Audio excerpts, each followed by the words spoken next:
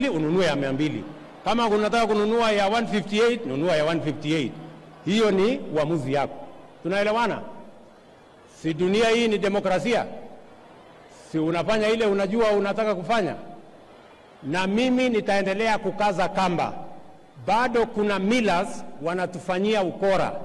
Lakini mimi nitapambana na wao mpaka tuhakikishe ya kwamba every citizen has a right to access food that is quality, that is enough for their families.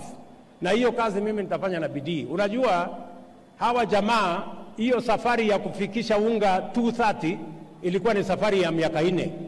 Sasa mimi nataka niwaulize, safari ya miaka 4 unaweza kukamilisha kwa wiki 2?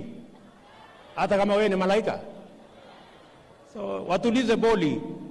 Maneno mimi napanga. Ama ni aje? Sijui kama tunaelewana. Kama hawa jamaa niliwapanga wakiwa na deep state na system na nini. Anyway, wacha nisilete siasa nyingine ambayo wachana na hiyo story. Sijui kama tumekubaliana wangwana wa Nairobi na wafanyikazi wenzangu. Mimi nataka niwahakikishie hivi.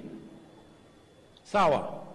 Mimi nataka niwahakikishie ya kwamba kama taifa la Kenya sisi tunaheshimu haki ya kila mtu.